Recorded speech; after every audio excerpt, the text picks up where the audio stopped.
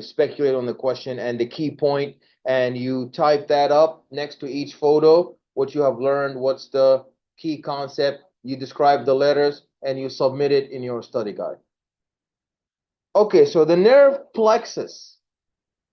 The nerve plexus is like a form of meshwork or a network.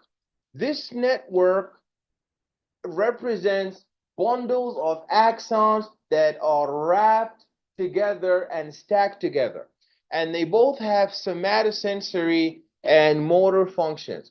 So the somatosensory function carries sensory signals from the bones, the joints, the muscles, and skin. So the touch, heat, cold, stretch, the pressure, and the pain, these are all carried through your nerve plexus. So they provide proprioception, and the brain would receive the information about the body position and the movement from the nerve endings in the muscle, the tendons, and the joints.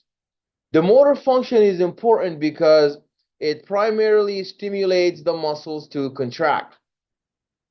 This is your cervical plexus. That's one of the plexus. You have cervical plexus. You have brachial plexus. That's the brachial plexus. It is made up of multiple roots, multiple trunks, divisions, and cords. That's your brachial plexus. It's very important for moving the axilla and the upper limbs. This is the cutaneous innervation of the hand by the nerves from the brachial plexus. Then on the bottom, you have the lumbar plexus. The lumbar plexus also has roots, anterior divisions, as well as posterior divisions. Then you have sacral and coccygeal plexus. These sacral and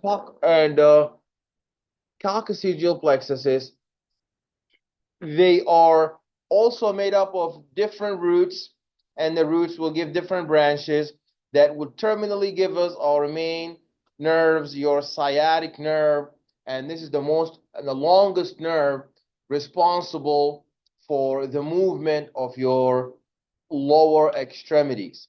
I mean, this sciatic nerve inflammation will make you forget all other pains. Yeah. And it is treated by, there's a treatment for it without surgery. You have to get, the fat from the meat of the sheep, not the pig, not the cow, not the goat. It has to be the sheep, and you get the white part and you put it in a fire, you dissolve it, and you drink it in the early morning because yeah, it's gonna restore the deviation. This oil that you're gonna take when you dissolve it, but you have to know which sheep. It has to be the sheep of the no. I'm very serious. No, I'm not joking. Like a joke. What year was he doing it?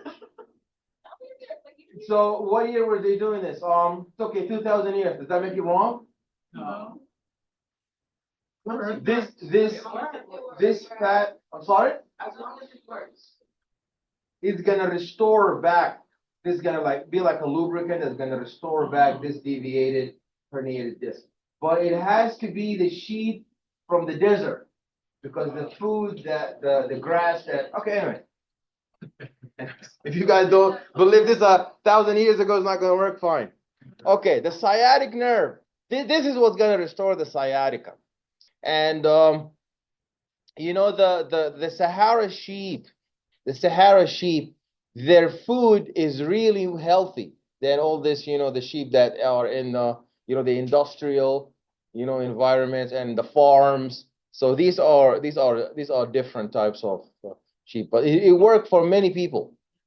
Okay, so the dermatomes. Dermatomes are a specific area of the skin that is for sensory. So dermatome is not for motor activity, but rather for sensory input. So that there's a dermatome map that is a diagram of the cutaneous regions that are innervated by each spinal nerve. Dermatomes overlap their edges as much as 50%, and they are necessary to anesthetize three successive spinal nerves to produce a total loss of sensation in one dermatome. You see, these are the dermatomes. Now, the reflexes, these are really important. So the reflexes are quick, involuntary, stereotype reactions of the glands or the muscles in order to stimulate based on stimulation. So when you look at the reflexes, they are either somatic reflexes or visceral reflexes. So the reflexes, they are involving the somatic nervous system, innervating the skeletal muscle, and there are visceral reflexes. These are reflexes involving organs such as the heart and the intestine. So a somatic reflex involves a reflex arc with the following pathway. It has somatic receptors in the skin, the muscles, or the tendons. So the afferent nerve fibers, they carry information from receptors to the posterior horn of the spinal cord or to the brainstem, integrating the center, which is a point of synaptic contact between the neurons. This is a very important reflex arc. So what happens? We know that our reflex arc has to be made up of this: an input, integration, and an output. So look at the first step. What does the first step say? The first step says there's a receptor in the muscle near the tendon. Then when you tap, you're going to stimulate proprioceptive receptors who are going to carry an afferent input signal. They're going to carry an afferent input signal. And this afferent input signal is going to go in the cell body, and you see where it entered into the butterfly. Which region did this input enter into? Yeah, so this is your horn. What horn is that? Is this the anterior ventral horn or the posterior dorsal horn? This is the posterior. Excellent. The posterior dorsal horn.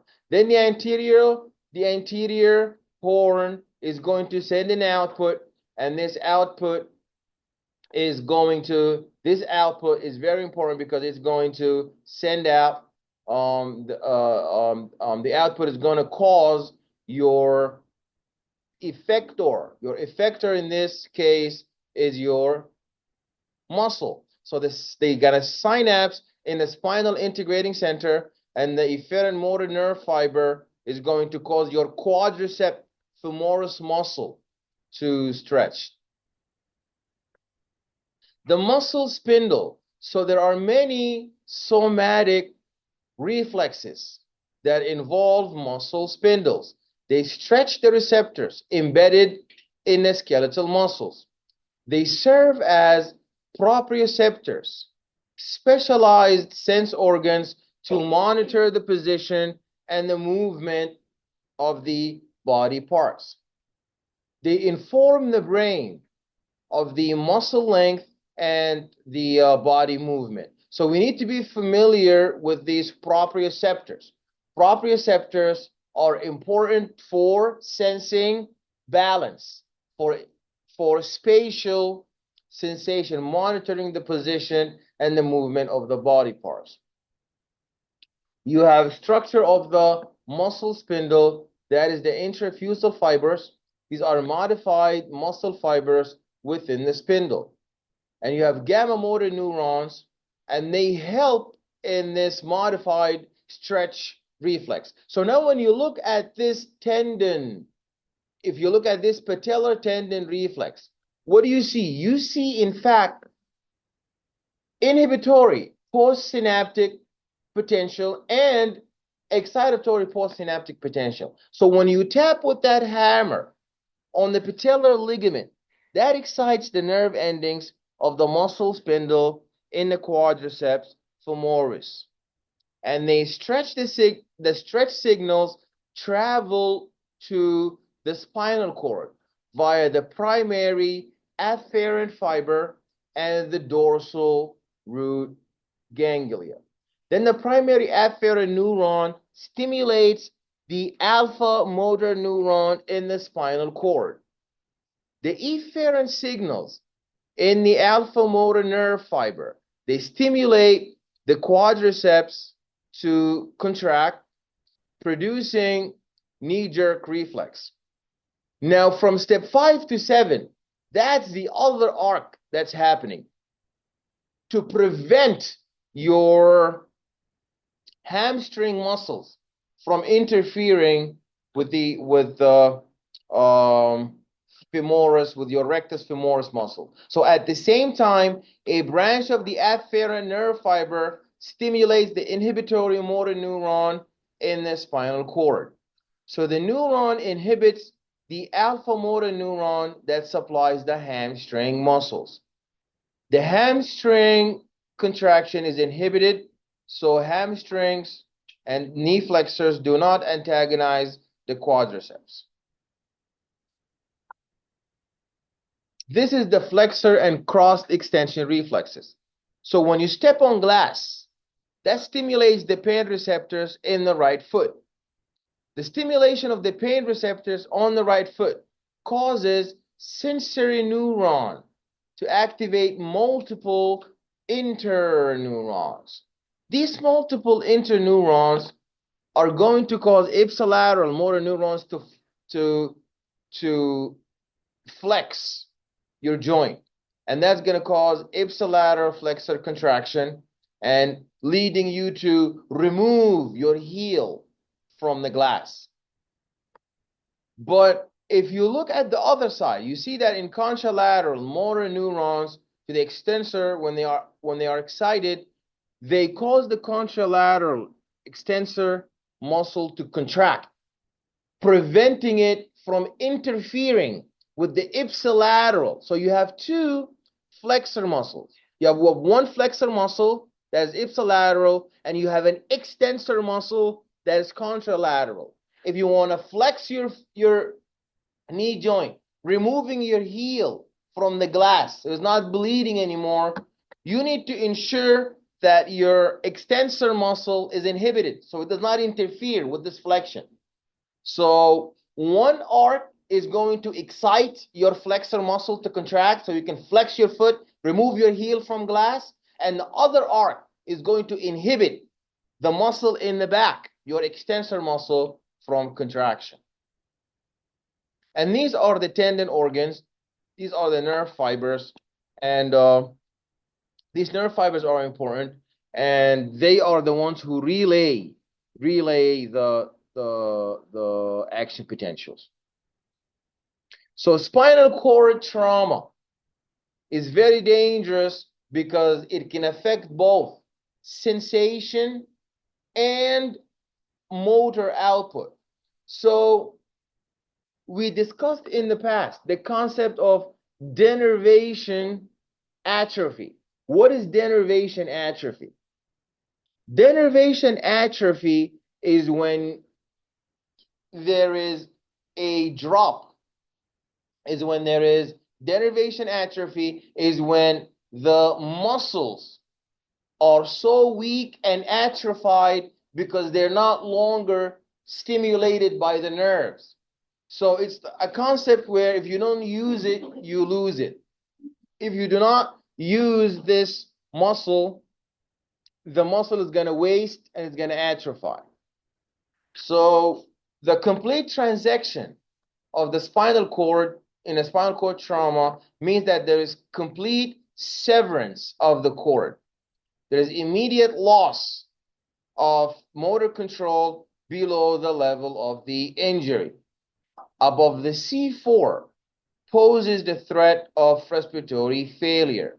There's spinal shock and there's paralysis that comes in three forms. What is paraplegia? Paraplegia is the paralysis of both lower limbs. Quadriplegia is paralysis four of all four limbs, while hemiplegia is the paralysis of one side of the body. So paraplegia is when both lower limbs are damaged. Quadriplegia is when you have the paralysis of all four limbs. And hemiplegia is when you have paralysis of one side of the body. Paresis is the partial paralysis or weakness of the limbs. Any questions?